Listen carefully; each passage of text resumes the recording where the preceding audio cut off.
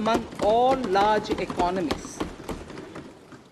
I recognize we are in the midst of an Omicron wave with high incidence but milder symptoms. Further, the speed and coverage of our vaccination campaign has helped greatly. With an accelerated improvement of health infrastructure in the past 2 years, we are in a strong position to withstand challenges.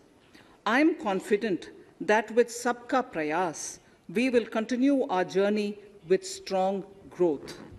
Honorable Speaker, we are marking Azadi Ka Amrit Mahotsav and have entered into Amrit Kal, the 25-year-long lead up to India at 100.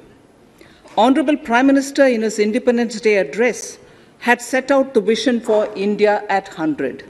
By achieving certain goals during Amrit Kal, our government aims to attain this vision. They are complementing the macroeconomic level growth focus with a microeconomic level all-inclusive welfare focus, promoting digital economy and fintech, technology-enabled development, energy transition, and climate action, and relying on virtuous cycles starting from private investment with public capital investment, helping to crowd in private investment. Since 2014, our government's focus has been on empowerment of citizens, especially the poor and the marginalized. Measures have included programs that have provided housing, electricity, cooking gas, and access to water. We also have programs for ensuring financial inclusion and direct benefit transfers. We are committed to strengthening the abilities of the poor to tap all opportunities. Our government constantly strives to provide the necessary ecosystem for the middle classes, a vast and wide section which is populated across various middle-income brackets, to make use of the opportunities they so desire. This budget seeks to lay the foundation and give a blueprint to steer the economy over Amrit Kal of the next 25 years, from India at 75 to India at 100. It continues to build on the vision drawn in the budget of 21-22. Its fundamental tenets, which included transparency of financial statement and fiscal position, reflect the government's intent, strengths, and challenges. This continues to guide us. The initiatives of the last year's budget have seen significant progress and have been provided with adequate allocations in this budget as well. The strengthening of health infrastructure, speedy implementation of the vaccination program, and the nationwide resilient response to the current wave of the pandemic are evident for all. The productivity-linked incentive in 14 sectors for achieving the vision of Atmanirbhar Bharat has received excellent response, with potential to create 60 lakh new jobs and an additional production of 30 lakh crore during next 5 years. Towards implementation of the new public sector enterprise policy, the strategic transfer of ownership of Air India has been completed. The strategic partner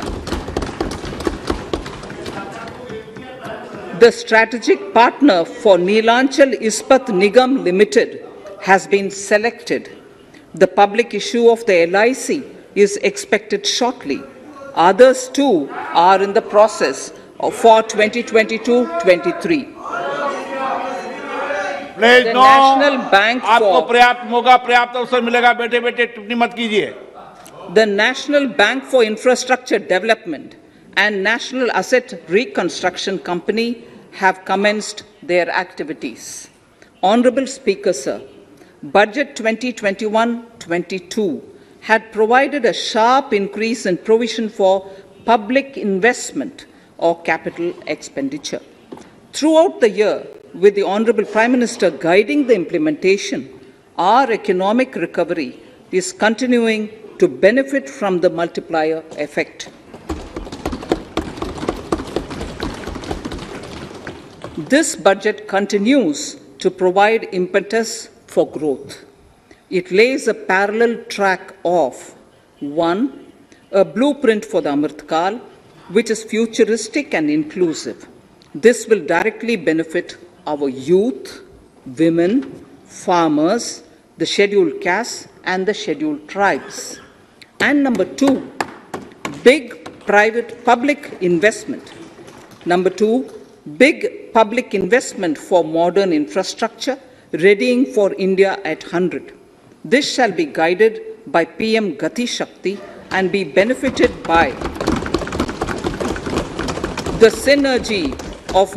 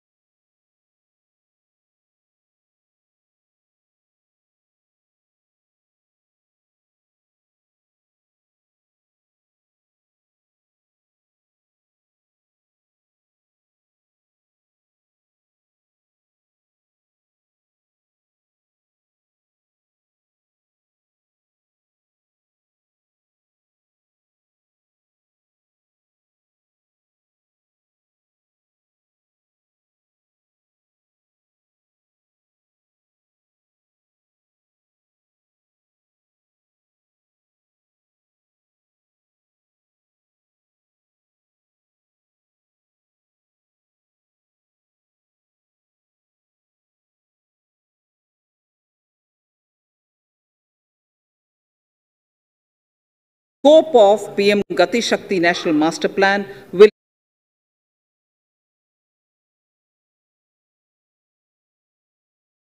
and logistics efficiency. It will also include the infrastructure development by the state governments as per Gati Shakti Master Plan. The focus will be on planning, financing, including through innovative ways, use of technology, and speedier implementation. The projects pertaining to these 7 engines in the National Infrastructure Pipeline will be aligned with PM Gati Shakti framework. The touchstone of the master plan will be world-class modern infrastructure and logistics synergy among different modes of movement, both of people and goods, and location of projects. This will help raise the productivity and accelerate economic growth and development. Road transport. PM Gati Shakti Master Plan for expressways will be formulated in 22-23 to facilitate faster movement of people and goods. The National Highways network will be expanded by 25,000 kilometers in 2022-23. 20,000 crores of rupees will be mobilized through innovative ways of financing to complement the public resources. The data exchange among all mode operators will be brought on unified logistics interface platform, designed for application programming interface. This will provide for efficient movement of goods through different modes, reducing logistics cost and time, assisting just-in-time inventory management, and in eliminating tedious documentation. Most importantly, this will provide real-time information to all stakeholders and improve international competitiveness. Open source mobility stack for organizing seamless travel of passengers will also be facilitated. Contracts for implementation of multimodal logistic parks at 4 locations through PPP mode will be awarded in 22-23. Railways will develop new products and efficient logistics services for small farmers and small and medium enterprises, besides taking the lead in integration of postal and railways network to provide seamless solutions for movement of parcels. One station, one product concept will be popularized to help local businesses and supply chains. As a part of Atmanirbhar Bharat, 2,000 kilometers of network will be brought under Kavach, the indigenous world-class technology for safety and capacity augmentation in 2022-23. 400 new generation Vande Bharat trains will better energy efficiency and passenger riding experience will be developed and manufactured during the next 3 years. 100 PM Gati Shakti cargo terminals for multimodal logistics facilities will be developed during the next 3 years. Innovative ways of financing and faster implementation will be encouraged for building metro systems of appropriate type at scale. Multimodal connectivity between mass urban transport and railway stations will be facilitated on priority. Design of metro systems, including civil structures, will be reoriented and standardized for Indian conditions and needs. Parvat Mala, as a preferred ecologically sustainable alternative to conventional roads in difficult hilly areas, National Ropeways Development Program will be taken up on PPP mode. The aim is to improve connectivity and convenience for commuters, besides promoting tourism. This may also cover congested urban areas where conventional mass transit system is not feasible. Contracts for 8 such ropeway projects for a length of 60 kilometers will be awarded in 22-23. With technical support from the Capacity Building Commission, central ministries, state governments, and their infra agencies will have their skills upgraded. This will ramp up capacity in planning, design, financing, including innovative ways, and implementation management of the PM Gati Shakti infrastructure projects. Inclusive development, our second priority. Agriculture. The procurement of wheat in Rabi 21-22 and the estimated procurement of paddy in Kharif 21-22 will cover 1,208 lakh metric tons of wheat and paddy from 163 lakh farmers, and 2.37 lakh crores will be the direct payment of MSP value to their accounts. Chemical-free natural farming will be promoted throughout the country with a focus on farmers' lands in 5-kilometer wide corridors along the river Ganga at the first stage. 2023 has been announced as the International Year of Millets. Support will be provided for post-harvest value addition, enhancing domestic consumption, and for branding millet products nationally and internationally. To reduce our dependence on import of oil seeds, a rationalized and comprehensive scheme to increase domestic production of oil seeds will be implemented. For delivery of digital and high-tech services to farmers, with involvement of public sector research and extension institutions, along with private agri-tech players and stakeholders of agri-value chains, a scheme in PPP mode will be launched.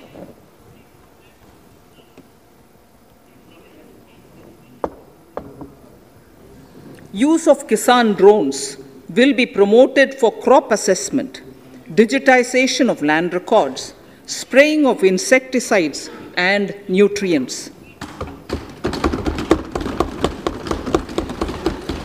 States will be encouraged to revise syllabi of agricultural universities to meet the needs of natural, zero budget, and organic farming, modern day agriculture, value addition, and management.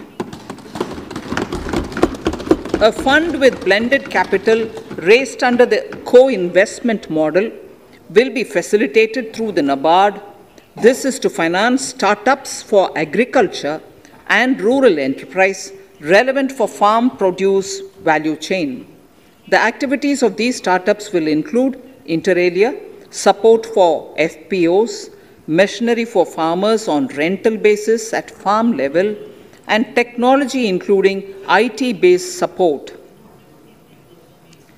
The implementation of the Ken-Betwa link project at an estimated cost of 44,605 crores will be taken up. This is aimed at providing irrigation benefits to 9.0 lakh hectare of farmers' lands, drinking water supply to 62 lakh people, 103 megawatt of hydro, 27 megawatt of solar power, allocations of 4,300 crores of rupees in the RE 21-22 and 1,400 crores of rupees in 22-23 have been made for this project. Honorable Speaker, sir, draft DPRs for 5 river links, namely Daman-Ganga Pinjal, Par-Tapi Nirmala, Godavari Krishna, Krishna Pennar, and Pennar Kaveri have been finalized. Once a consensus is reached among the beneficiary states, the Centre will provide support for their implementation. For farmers to adopt suitable varieties of fruits and vegetables and to use appropriate production and harvesting techniques, our government will provide a comprehensive package with participation of state governments. MSMEs, Udyam, eShram, NCS and ASEEM portals will be interlinked. Their scope will be widened. They will now perform as portals with live organic databases, providing G2C, B2C, and B2B services. These services will relate to credit facilitation, skilling, and recruitment with an aim to further formalize the economy and enhance entrepreneurial opportunities for all. Emergency Credit Line Guarantee Scheme has provided the much needed additional credit to more than 130 lakh MSMEs. This has helped them mitigate the adverse impact of the pandemic. The hospitality and related services, especially those by micro and small enterprises, are yet to regain their pre-pandemic level of business. Considering these aspects, the ECLGS will be extended up to March 2023, and its guarantee cover will be expanded by 50,000 crores of rupees to total cover of 5 lakh crores.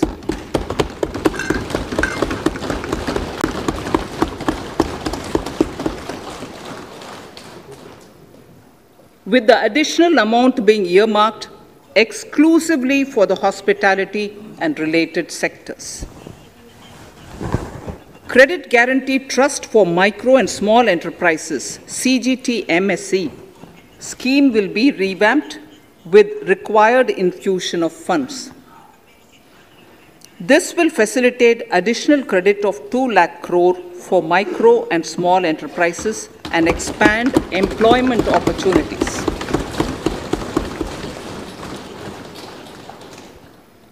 Raising and accelerating MSME performance, RAMP, program will with outlay of 6,000 crore over 5 years will be rolled out. This will help MSME sector become more resilient, competitive, and efficient.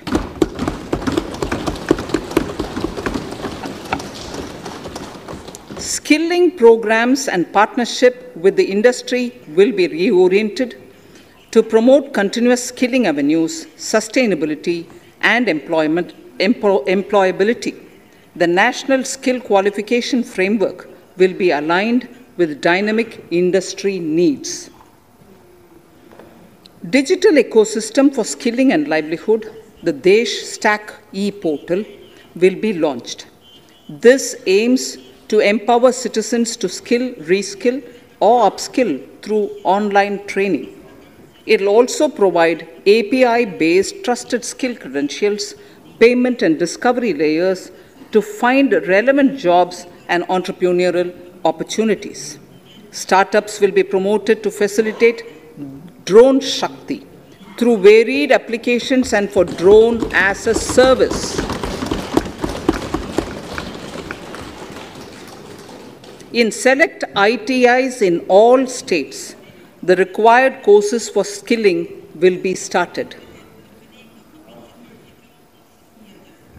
Due to the pandemic-induced closure of schools, our children, particularly in the rural areas and those from scheduled castes and scheduled tribes and other weaker sections, have lost almost 2 years of formal education.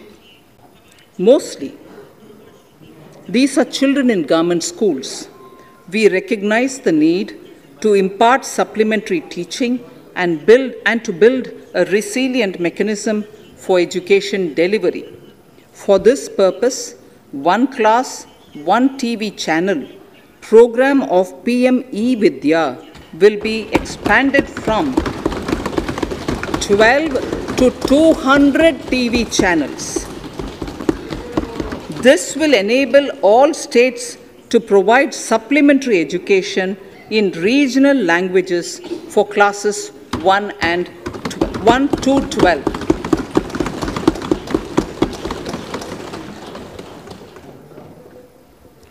High-quality e-content in all spoken languages will be developed for delivery via internet, mobile phones, TV, and through radio and digital teachers. A competitive mechanism for development of quality e-content by the teachers will be set up to empower and equip them with digital tools of teaching and facilitate better learning outcomes. A digital university will be established to provide access to students across the country for world-class quality universal education with personalized learning experience at their doorsteps. This will be made available in different Indian languages and ICT formats. The university will be built on a networked hub and spoke model, with the hub building cutting-edge ICT expertise. The best public universities and institutions in the country will collaborate as a network of hub and spoke. An open platform for the national digital health ecosystem will be rolled out. It will consist of digital registries of health providers and health facilities, unique health identity, consent framework, and universal access to health facilities. The pandemic has accentuated mental health problems in people of all ages. To better the access to quality mental health counseling and care services, a national tele-mental health program will be launched. This will include a network of 23 tele-mental health centers of excellence, with NIMHANS being the nodal center, and International Institute of Information Technology, Bangalore, IIIT Bangalore, providing technology support. Recognizing the importance of Nari Shakti as the harbinger of our bright future and for women-led development, during the Amrit Kal, our government has comprehensively revamped the schemes of the Ministry of Women and Child Development. Accordingly, 3 schemes, namely Mission Shakti, Mission Vatsalya, Saksham Anganwadi and Poshan 2.0 were launched recently to provide integrated benefits to women and children. Saksham Anganwadis are a new generation Anganwadis that have better infrastructure and audio-visual aids, powered by clean energy and providing improved environment for early childhood development. 2 lakh Anganwadis will be upgraded under this scheme. Current coverage of Har Ghar Nal Se Jal is 8.7 crores. Of this, 5.5 crore households were provided tap water in last 2 years itself. Allocation of 60,000 crores of rupees has been made with an aim to cover 3.8 crore households in 2022 and 23. In 22-23, 80 lakh houses will be completed for the identified eligible beneficiaries of the PM Awas Yojana, both rural and urban. 48,000 crores is allotted for this purpose. The central government will work with the state governments for reduction of time required for all land and construction related approvals, for promoting affordable housing for middle class and for the economically weaker sections in urban areas. We shall also work with the financial sector, regulators, to expand access to capital along with reduction in cost of intermediaries. A new scheme, Prime Minister's Development Initiative for the Northeast, will be implemented through the Northeastern Council. It will fund infrastructure in the spirit of PM Gati Shakti and social development projects based on felt needs of the Northeast. This will enable livelihood activities for youth and women, filling the gaps in various sectors. It will not be a substitute for existing central or state schemes. While the central ministries may also post their candidate projects, priority will be given to those posted by the states. An initial allocation of 1,500 crores of rupees will be made, and the initial list of projects is given in Annexure 1 of my speech.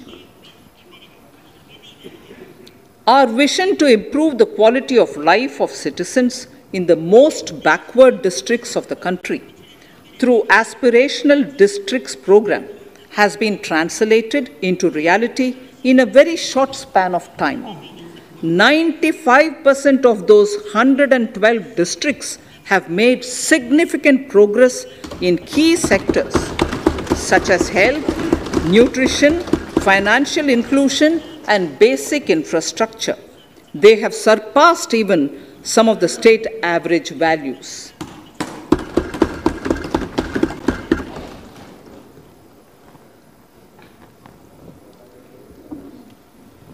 However, in those districts, some blocks continue to lag.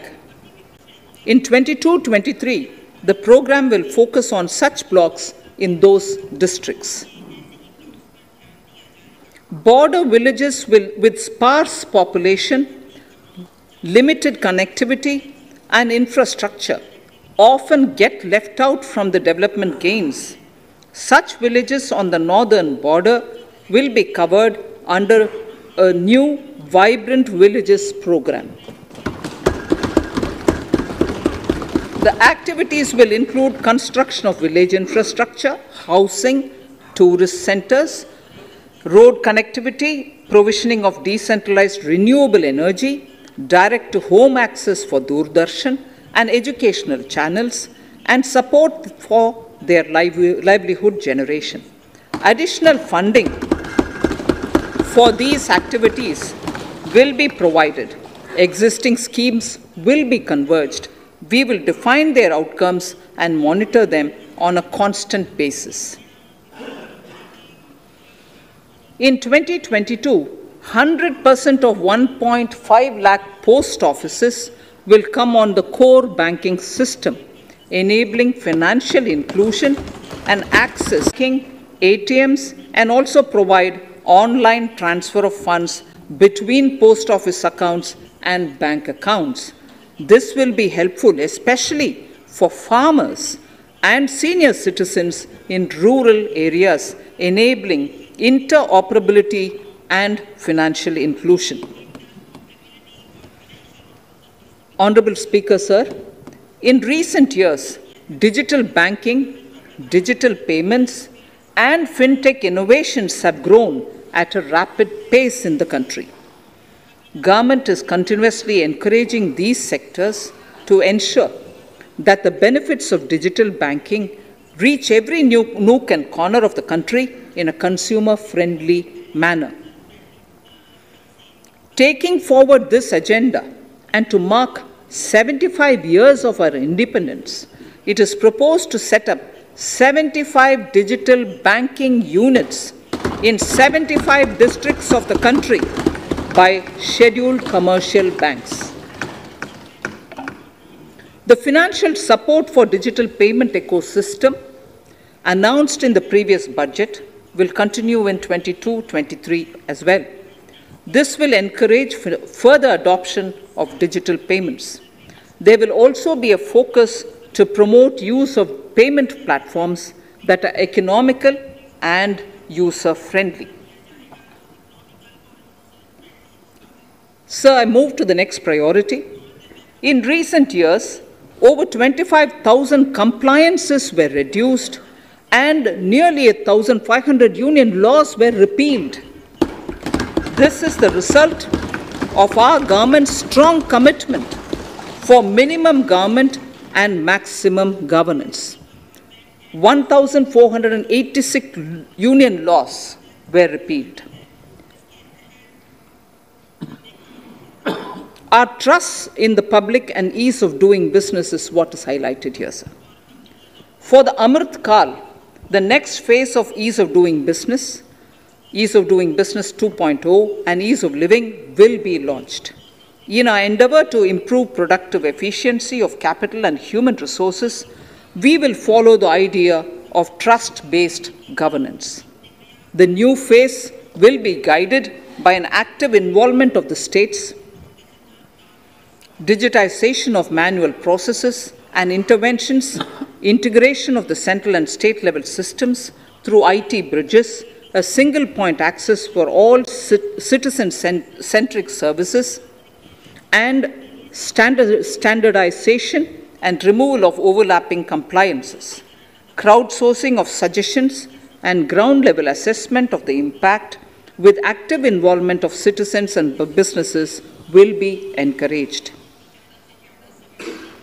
A single window portal, Parivesh, for all green clearances was launched in 2018. It has been instrumental in reducing the time required for approvals significantly. The scope of this portal will be expanded to provide information to the applicants based on location of units. Information about specific approvals will be provided. It will enable application for all 4 approvals through a single form and tracking of the process through Centralized Processing Center Green, CPC Green.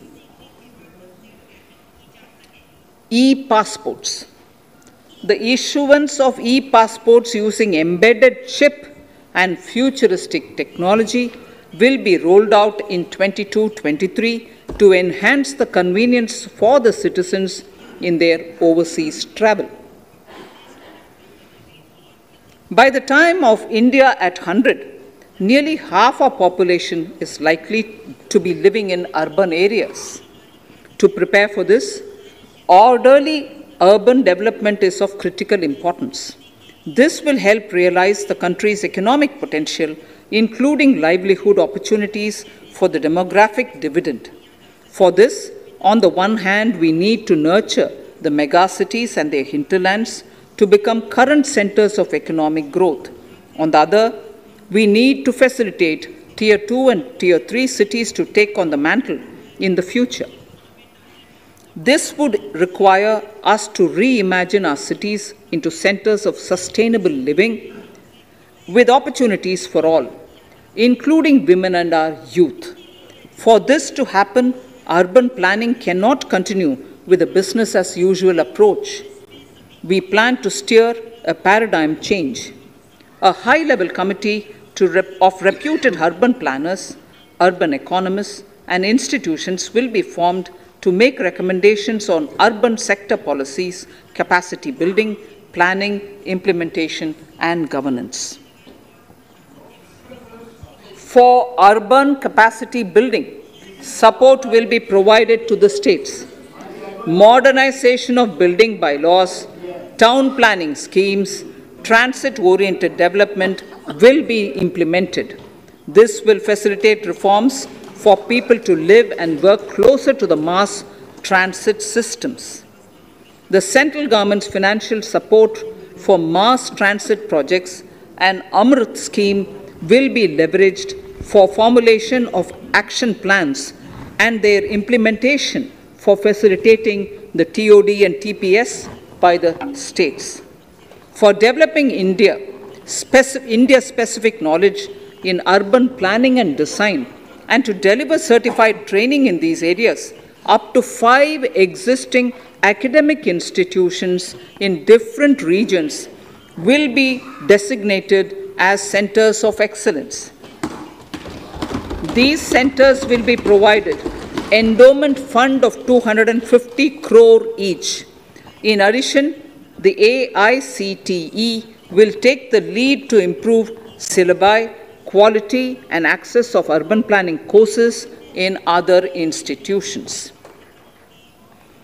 We will promote a shift to use of public transport in urban areas. This will be complemented by clean tech and governance solutions, special mobility zones with zero fossil fuel policy and EV vehicles. Battery swapping policy. Considering the constraint of space in urban areas, for setting up charging stations at scale, a battery swapping policy will be brought out and interoperability standards will be formulated.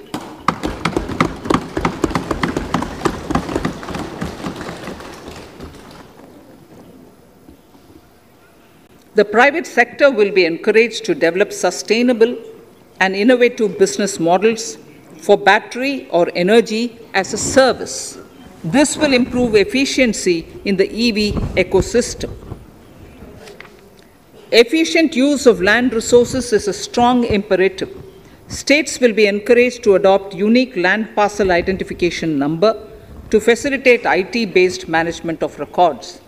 The facility for transliteration of land records across any of the Schedule 8 languages will also be rolled out. The adoption of linkage with National Generic Document Registration System (NGDRS) with the One Nation, One Registration software will be promoted as an option for uniform process of registration and anywhere registration of deeds and documents. Necessary amendments in the code IBC will be carried out to enhance the efficiency of the resolution process and facilitate cross-border insolvency resolution. Accelerated corporate exit. Several IT-based systems have been established for accelerated registration of new companies. Now the Center for Processing Accelerated Corporate Exit, CPACE, will process re-engineering, will be established to facilitate and speed up the voluntary winding up of these companies from the currently required 2 years to less than 6 months. Government procurement. Government rules have recently been modernized for the needs of Amritkal. The new rules have benefited from the inputs from various stakeholders. The modernized rules allow use of transparent quality criteria besides cost and evaluation of complex tenders. Provisions have been made for payment of 75% of running bills mandatorily within 10 days and for encouraging settlements of disputes through conciliation. As a further step to enhance transparency and to reduce delays in payments, a completely paperless, end-to-end online e-bill system will be launched for use by all central ministries for their procurements. The system will enable the suppliers and contractors to submit online their digitally signed bills and claims and track their status from anywhere. To reduce indirect cost for suppliers and work contractors, the use of surety bonds as a substitute for bank guarantee will be made acceptable in government procurements. Business such as gold imports may also find this useful. IRDAI, insurance regulator, has given the framework for issue of surety bonds by insurance companies. AVGC Promotion Task Force. The animation, visual effects, gaming, and comic, the AVGC sector, offers immense potential to employ youth. An AVGC Promotion Task Force with all stakeholders will be set up to recommend ways to realize this and build domestic capacity for serving our markets and the global demand. Telecom sector. Telecommunications in general and 5G technology in particular can enable growth and offer job opportunities. Required spectrum auctions will be conducted in 2022 to facilitate rollout of 5G's mobile services within 2022-23 by private telecom providers. A scheme for design-led manufacturing will be launched to build a strong ecosystem for 5G as part of the production-linked incentive scheme. To enable affordable broadband and mobile service proliferation in rural and remote areas, 5% of annual collections under the Universal Service Obligation Fund will be allocated. This will promote R&D and commercialization of technologies and solutions. Our vision is that all villages and their residents should have the same access to e-services, communication facilities, and digital resources as urban areas and their residents.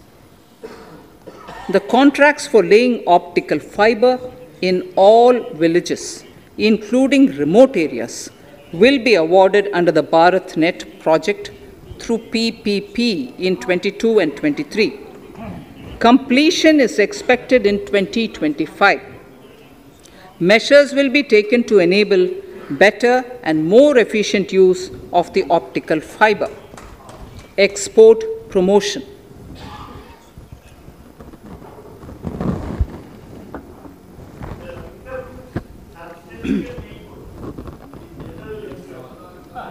The Special Economic Zones Act will be replaced with a new legislation that will enable the states to become partners in development of enterprise and service hubs. This will cover all large existing and new industrial enclaves to optimally utilize available infrastructure and enhance competitiveness of exports. Atmanirbharta in defense. Our government is committed to reducing imports and promoting Atmanirbharta in equipment for the armed forces.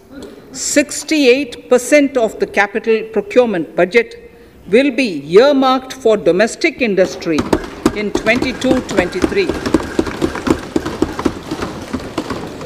up from 58% in 21-22.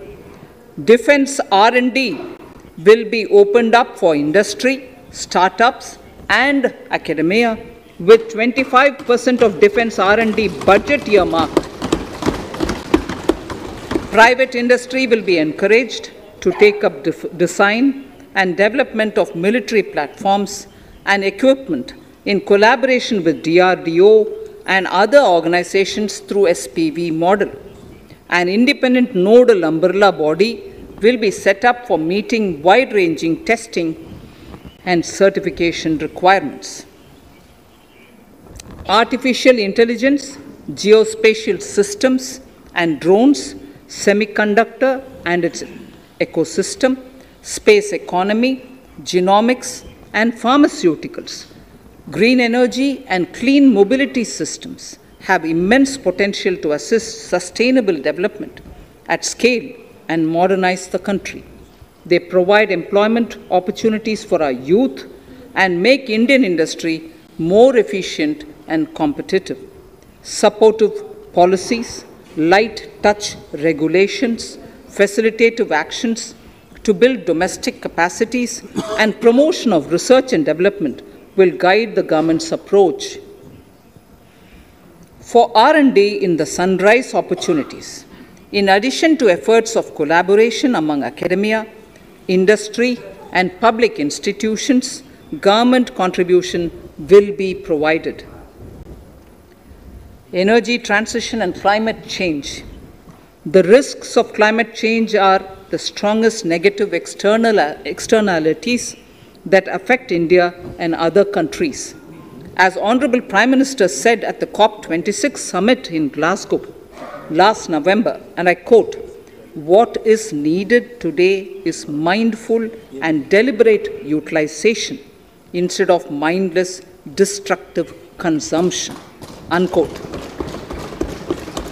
The low-carbon development strategy, as enunciated in the Panchamrit that he announced is an important reflection of our government's strong commitment towards sustainable development. The strategy opens up huge employment opportunities and will take the country on a sustainable development path. This budget proposes several near-term and long-term actions accordingly. Solar power.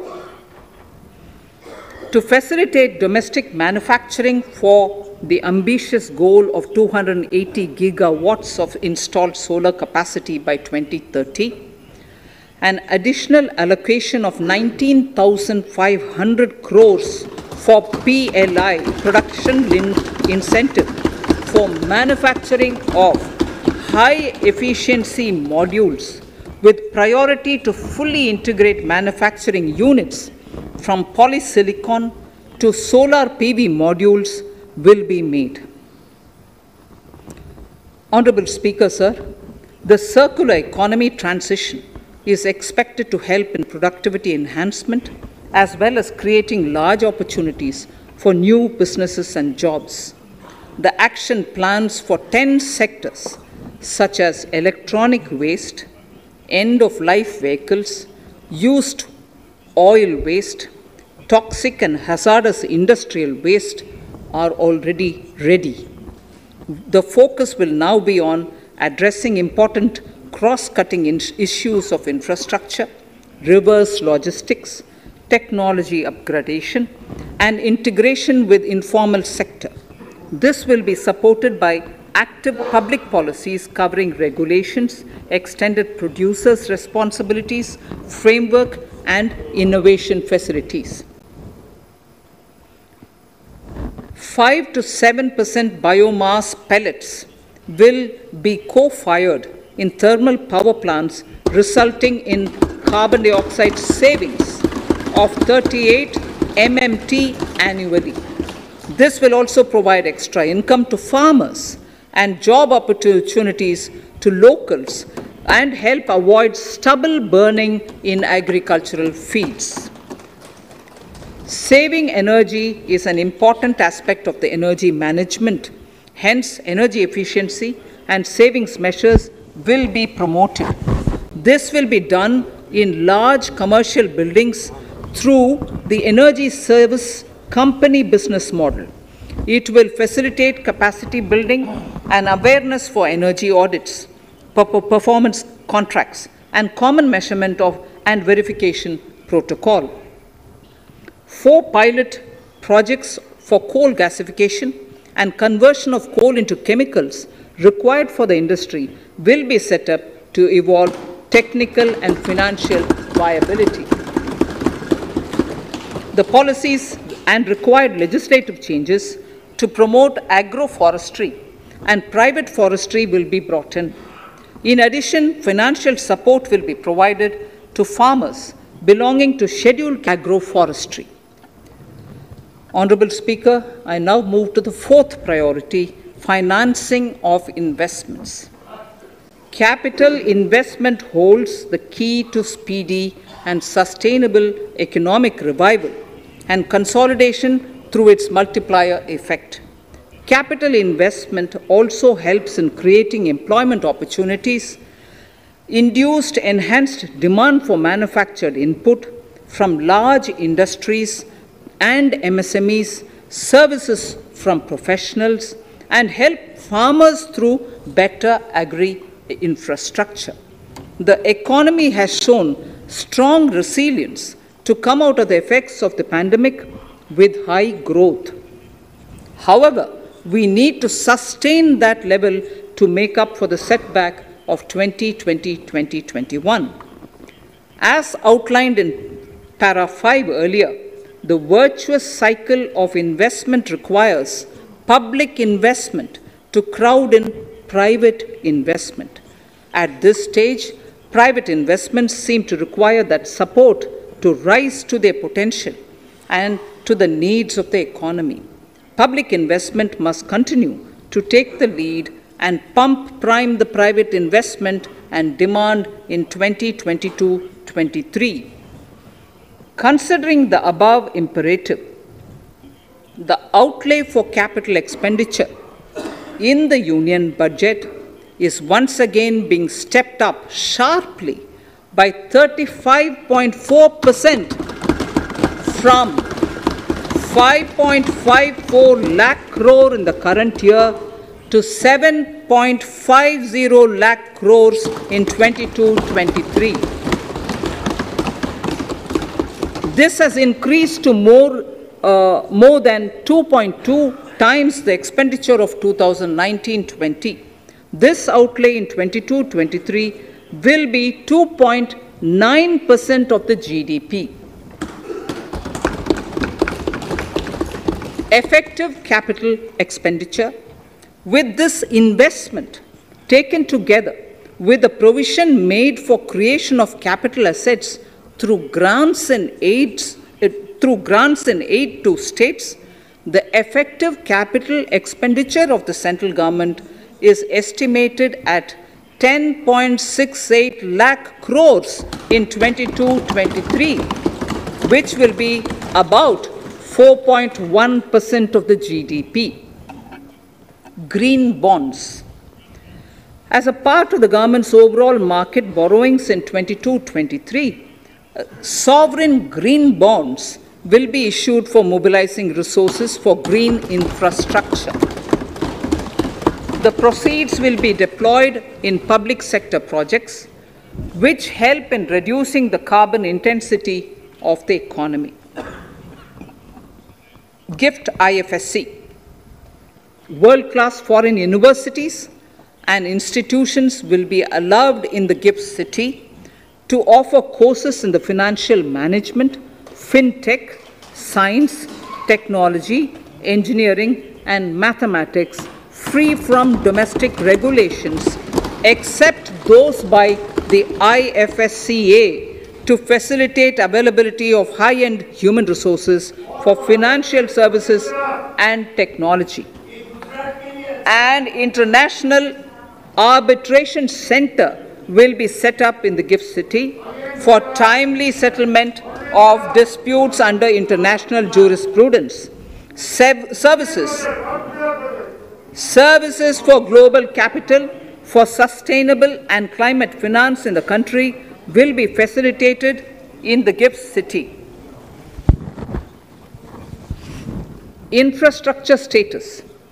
Data centers and energy storage systems including dense charging infrastructure and grid-scale battery systems, will be included in the harmonized list of infrastructure.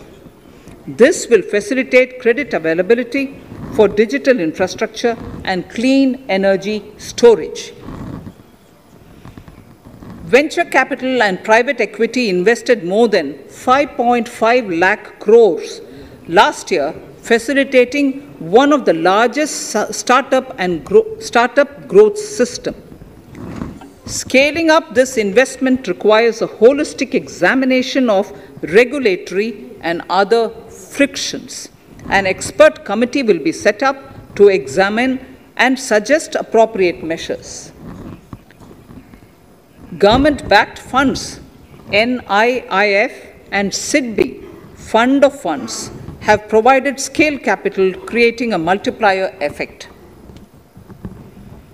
For encouraging important sunrise sectors such as climate action, deep tech, digital economy, pharma, and agri-tech, the government will promote these thematic funds for blended finance, with the government share being limited to 20% and the funds being managed by private fund managers. For financing the infrastructure needs, the stepping up of public investment will need to be complemented by private capital at a significant scale. Measures will be taken to enhance financial viability of projects, including PPP, with technical and knowledge assistance from multilateral agencies. Enhancing financial viability shall also be obtained by adopting global best practices, innovative ways of financing, and balanced risk allocation. Digital rupee.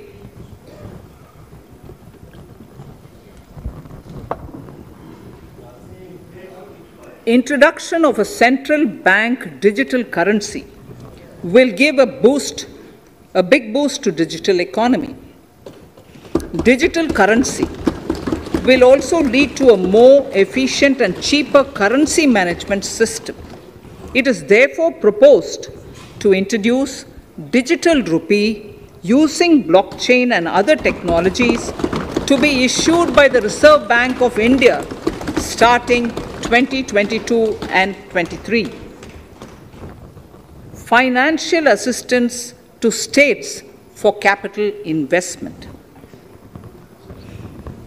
Reflecting the true spirit of cooperative federalism, the central government is committed to bolstering the hands of the states in enhancing their capital investment towards creating productive assets and generating remunerative employment. The scheme for financial assistance to states for capital investment has been extremely well received by the states. In deference to the requests received during my meeting with the chief ministers and state finance ministers, the outlay for this scheme is being enhanced from 10,000 crores in the budget estimates to 15,000 crores in the revised estimates for the current year.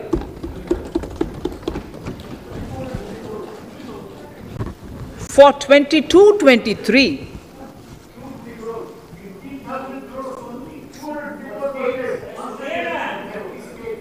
I'll repeat that sentence for the benefit of many of our honorable members. In deference to the requests received during my meeting with chief ministers and state finance ministers, the outlay for this scheme is being enhanced from 10,000 crores in the BE to 15,000 crores, 15,000 crores in the RE of the current year. For 22-23, the allocation is 1 lakh crores to assist the states in catalyzing the overall investments in the economy. Are over and above the normal borrowings allowed to the states. Are over and above the normal borrowings to the states. This allocation will be used for PM Gati Shakti related and other productive capital investments of the states. It will also include components for supplemental funding for priority segments of PM Gram Sadak Yojana, including support for the state share, digitization of the economy, including digital payments and completion of OFC network, and reforms related to building bylaws, town planning schemes, transit-oriented development, and transferable development rights. In 22-23, in accordance with the recommendations of the 15th Finance Commission, the states will be allowed a fiscal deficit of 4% of the GSDP, of which 0.5% will be tied to power sector reforms, for which the conditions have already been communicated in 21-22. Fiscal management. As against a total expenditure of 34.83 lakh crores of rupees projected in the BE 21-22, the revised estimate is 37.70 lakh crores. The revised estimate of capital expenditure is 6.3 lakh crores of rupees. This includes an amount of 51,971 crores towards settlement of outstanding guaranteed liabilities of Air India and its other sundry commitments. Coming to the budget estimates, Honorable Speaker, sir, the total expenditure in 22-23 is estimated at 39.45 lakh crores, while the total receipts other than borrowings are estimated at 22.84 lakh crores of rupees.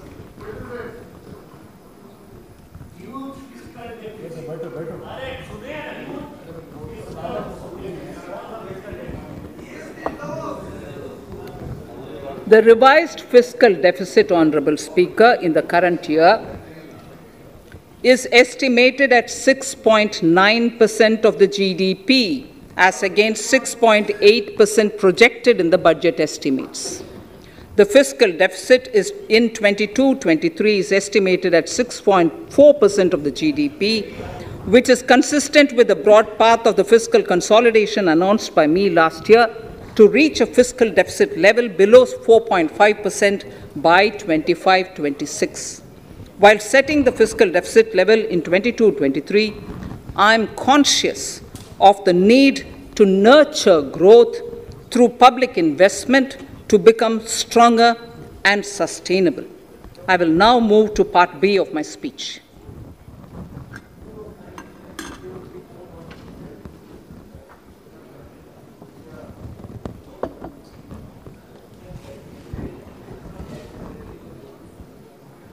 Direct tax. Honorable Speaker, sir, I take this opportunity to thank all the taxpayers of our country who have contributed immensely and strengthened the hands of the government in helping their fellow citizens in this hour of need.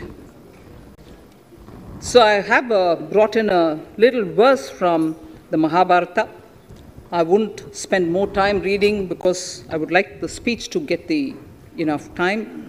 However, the substance of it is the king must make arrangements for yoga kshema, which is the welfare of the populace, by way of abandoning any laxity and by governing the state in line with dharma, along with collecting taxes which are in consonance with dharma. This is Mahabharata Shanti Parva Adhyaya, Shloka 11 from 72. Drawing wisdom from our ancient texts, we continue on the path to progress. The proposals in this budget, while continuing with our declared policy of stable and predictable tax regime, intend to bring more reforms that will take ahead our vision to establish a trustworthy tax regime. This will further simplify the tax system, promote voluntary compliance by taxpayers, and reduce litigation. Introducing new updated return. India is growing at an accelerated pace and people are undertaking multiple financial transactions. The Income Tax Department has established a robust framework of reporting of taxpayers' transactions. In this context, some taxpayers may realize that they have committed omissions or mistakes in correctly estimating their income for tax payment.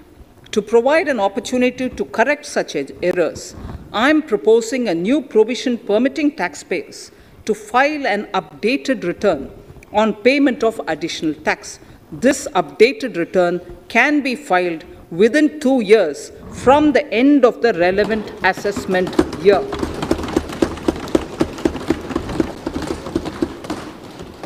Honorable Speaker, sir, presently, if the department finds out that some income has been missed out by an assessee, it goes through a lengthy process of adjudication. Instead, with this proposal now, there will be a trust repost in the taxpayers that will enable the assessee herself to declare the income that she may have missed out earlier while filing her return. Full details of the proposal are given in the finance bill. It is an affirmative step in the direction of voluntary compliance.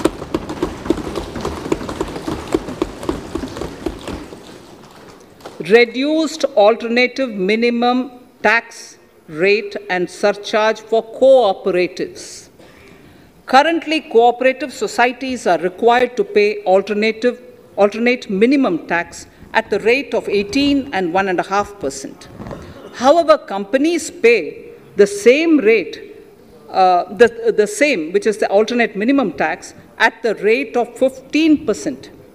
To provide a level playing field between cooperative societies and companies, I propose to reduce this rate for the cooperative societies also to 15%. Honorable Speaker, sir, I also propose to reduce the surcharge on cooperative societies from the present 12% to 7% for those having total income of more than 1 crore and up to 10 crores. This would help in enhancing income of cooperative societies and its members who are mostly from the rural and from farming communities. Tax relief to persons with disability. The parent or guardian of a differently abled person can take an insurance scheme for such person. The present law provides for deduction to the parent or guardian only if the lump sum payment or annuity is available to the differently abled person on the death of the subscriber, that is the parent or the guardian. There could be situations where the differently abled dependent may need payment of annuity or lump sum amount even during the lifetime of their parent or guardian. I propose thus to allow the payment of annuity and lump sum amount to the differently abled dependent during the lifetime of the parent and guardians, that is parent or guardians, attaining the age of 60 years.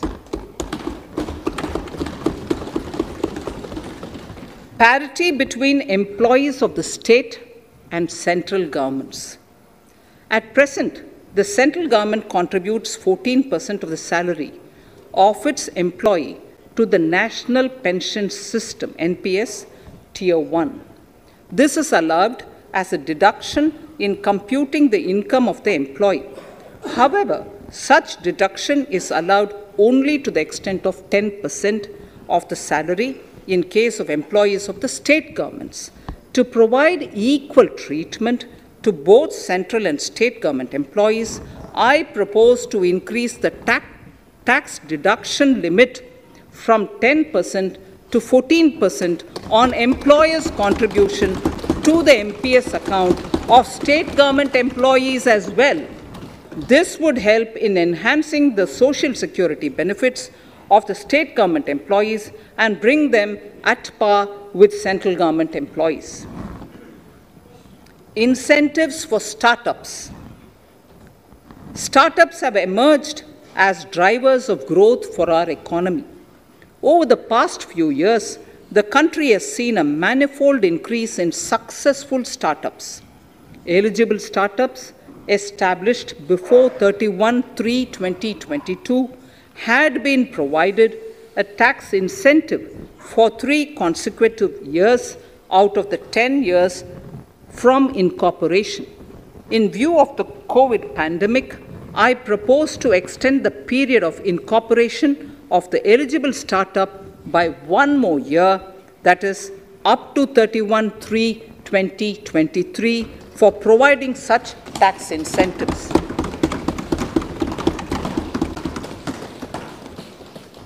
Incentives for newly incorporated manufacturing entities under concessional tax regime. In an effort to establish a global competitive business environment for certain domestic companies, a concessional tax regime of 15% was introduced by our government for newly incorporated domestic manufacturing companies. I propose to extend the last date for commencement of manufacturing or production under Section 115B(ab) by 1 more year, that is, from 31st March 2023 to 31st March 2024.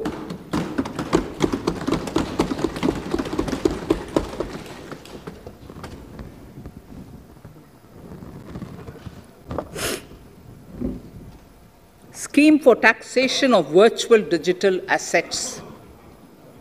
There has been a phenomenal increase in transaction in virtual digital assets. The magnitude and frequency of these transactions have made it imperative to provide for a specific tax regime. Accordingly, for the taxation of virtual digital assets, I propose to provide that any income from transfer of any virtual digital asset shall be taxed at the rate of 30%. No deduction in respect of any expenditure or allowance shall be allowed while computing such income except cost of acquisition. Further, loss from transfer of virtual digital asset cannot be set off against any other income. Further, in order to capture the transaction details, I also propose to provide for TDS on payment made in relation to transfer of virtual digital asset at the rate of 1% of such consideration above a monetary threshold. Gift of virtual digital asset is also proposed to be taxed in the hands of the recipient.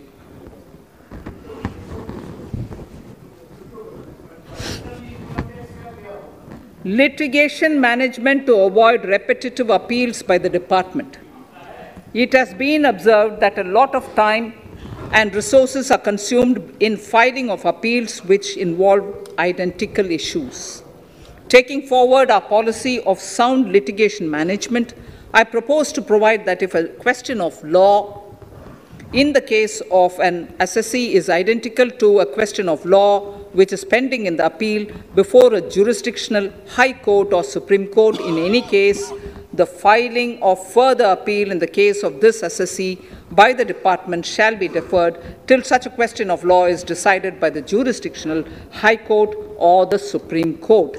This will greatly help in reducing the repeated litigation between taxpayer and the department. Taking forward our efforts to further promote the IFSC, I hereby propose to provide that income of a non-resident from offshore derivative instruments or over-the-counter derivatives issued by an offshore banking unit, income from royalty and interest on account of lease of ship, and income received from portfolio management services in IFSC shall be exempt from tax subject to specified conditions. Rationalization of surcharge. In the globalized business world, there are several work contracts whose terms and conditions mandatorily require formation of a consortium. The members in the consortium are generally companies. In such cases, the income of these AOPs has to suffer a graded surcharge up to 37%, which is a lot more than surcharge on the individual companies. Accordingly, I propose to cap the surcharge of these AOPs at 15%. Further, the long-term capital gains on listed equity shares, units, etc., are liable to maximum surcharge of 15%, while other long-term capital gains are subjected to a graded surcharge which goes up to 37%. I propose to cap the surcharge on long-term capital gains arising on transfer of any type of assets at 15%. This step will give a boost to startup community, and along with my proposal on the extended tax benefits to manufacturing companies and startups, reaffirms our commitment to Atmanirbhar Bharat. Clarification in relation to health and education cess as business expenditure. The income tax is not an allowable expenditure for computation of business income. This includes tax as well as surcharges. The health and education cess is imposed as an additional surcharge programs. However, some courts have allowed health and education cess as business expenditure, which is against the legislative intent. To reiterate the legislative intent, I propose to clarify that any surcharge or cess on income and profits is not allowable as business expenditure. Deterrence against tax evasion. Honorable Speaker, sir, presently there is ambiguity regarding set-off of brought forward loss against undisclosed income detected in search operations. It has been observed that in many cases where undisclosed income or suppression of sales, etc., is detected, payment of tax is avoided by setting off of losses. In order to bring certainty and to increase deterrence among tax evaders, I propose to provide that no set-off of any loss shall be allowed against undisclosed income detected during search and survey operations.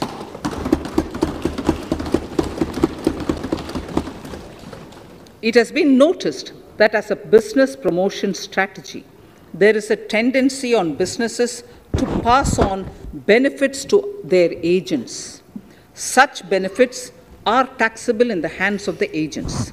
In order to track such transactions, I propose to provide for tax deduction by the person giving benefits if the aggregate value of such benefits exceeds 20,000 rupees during the financial year. A few other changes are being made, the details of which are there in the finance bill. Indirect taxes. So, remarkable progress in GST. GST has been a landmark reform of independent India, showcasing the spirit of cooperative federalism. While aspirations were high, there were huge challenges too. These challenges were overcome deftly and painstakingly under the guidance and the oversight of the GST Council. We can now take pride in a fully IT-driven and progressive GST regime that has fulfilled the cherished dream of India as one market, one tax. There are still some challenges remaining, and we aspire to meet them in the coming year. The right balance between facilitation and enforcement has engendered significantly better compliance, and enforcement has engendered better compliance. GST revenues are buoyant despite the pandemic. I would bring in something which I've got to know this morning, not part of my speech, but worth putting in here for the knowledge of the Honorable House. I would like to bring to the notice of this House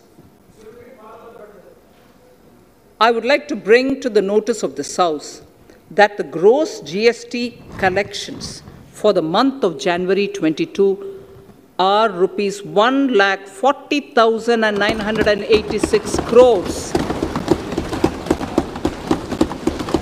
which is the highest since the inception of GST.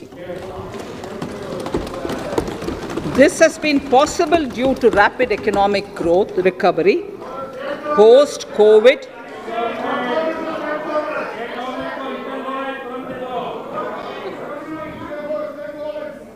This has been possible due to the rapid economic recovery post-COVID, as well as various policy and administration undertaken by central and state tax administrations. Taxpayers deserve applause for this growth. Not only did they adapt to the changes, but enthusiastically contributed to the cost of paying taxes. Special economic zones. In part A of my speech, I have referred to the proposed reforms in SEZs. Alongside, we will also undertake reforms in customs administration of SEZs, and it shall henceforth be fully IT-driven and function on the Customs National Portal with a focus on higher facilitation and with only risk-based checks. This will ease doing business by SEZ units considerably. This reform shall be implemented by 30th September 2022. Customs reforms and duty rate changes. Customs administration has reinvented itself over the years through liberalized procedures and infusion of technology. Faceless customs has been fully established. During COVID-19 pandemic, customs formation have done exceptional frontline work against all odds, displaying agility and purpose.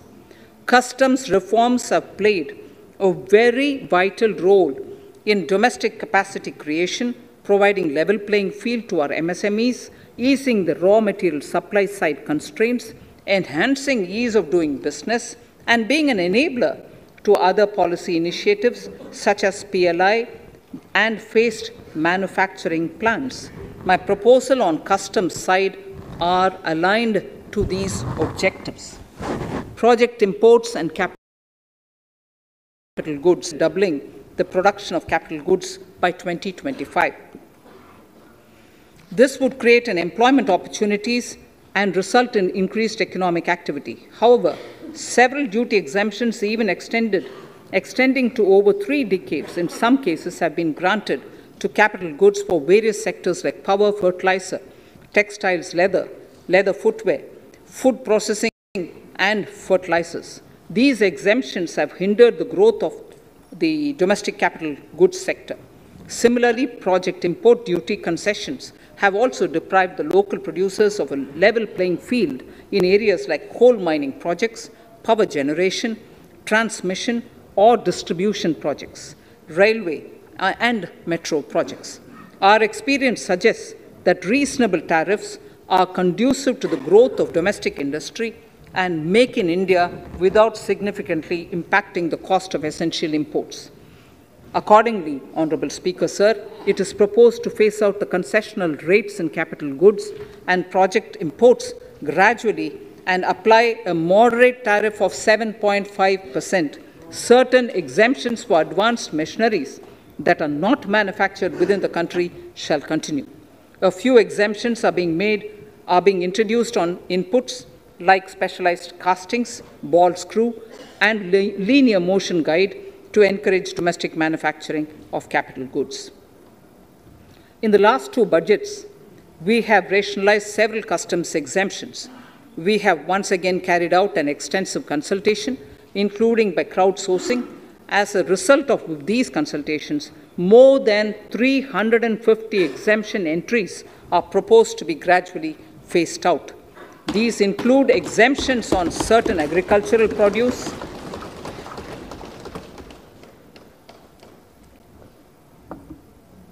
chemicals, fabrics, medical devices and drugs, and medicines for which sufficient domestic capacity exists. Further, as a simplification measure, several concessional rates are being incorporated in the customs tariff schedule itself instead of prescribing them through various notifications.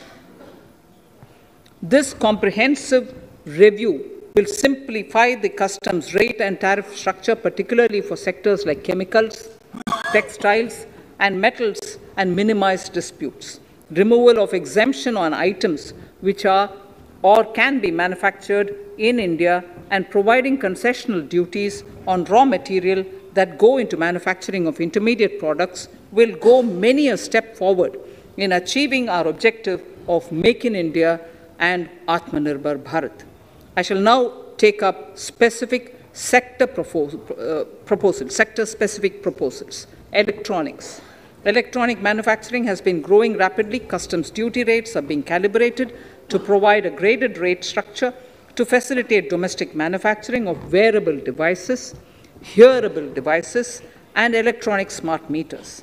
Duty concessions are being given to parts of transformer of mobile phone chargers and camera lens of mobile camera module and certain other such items. This will enable domestic manufacturing of high-growth electronic items. Gems and jewelry. To give a boost to the gems and jewelry sector, customs duty on cut and polished diamonds and gemstones is being reduced to 5%. Simply sawn diamond would attract nil customs duty. To facilitate export of jewelry through e-commerce, a simplified regulatory framework shall be implemented by June this year to disincentivize import of undervalued imitation jewelry. The customs duty on imitation jewelry is being prescribed in a manner that a duty of at least 400 rupees per kg is paid on its import. Chemicals. Customs duty on certain critical chemicals, namely methanol, acetic acid, and heavy feedstocks for petroleum refining are being reduced, while duty is being raised on sodium cyanide, for which adequate capacity in the domestic arena exists. These changes will help in enhancing domestic value addition. MSMEs. Duty on umbrellas is being raised to 20%. Exemption to parts of umbrellas is being withdrawn. Exemption is also being rationalized on implements and tools for agricultural sector which are manufactured in India. Customs duty exemption given to steel scrap last year is being extended for another year to provide relief to MSME secondary steel producers. Certain anti-dumping and CVD on stainless steel and coated steel flat products, bars of alloy steel and high-speed steel are being revoked in larger public interest considering prevailing high prices of metals. To incentivize exports, exemptions are being provided on items such as embellishment, trimmings, fasteners, buttons, zipper, lining material, specified leather, furniture fittings, and packaging boxes that may be needed by bona fide exporters of handicrafts, textiles, leather garments, leather footwear, and other goods. Honorable Speaker, sir, duty is being reduced on certain inputs required for shrimp aquaculture so as to promote its exports. Tariff measure to encourage blending of fuel. Blending of fuel is a priority for this government. To encourage the efforts for blending of fuel, unblended fuel shall attract an additional differential excise duty of rupees 2 per litre from first day of October 22. A few other changes are being made in duty rates, customs, tariff, and customs law, the details of which are there in the finance bill. Mr. Speaker, sir, with these words, I commend the budget to this august House. Thank you. Item number 2, Srimati Nirmala Sitharaman ji.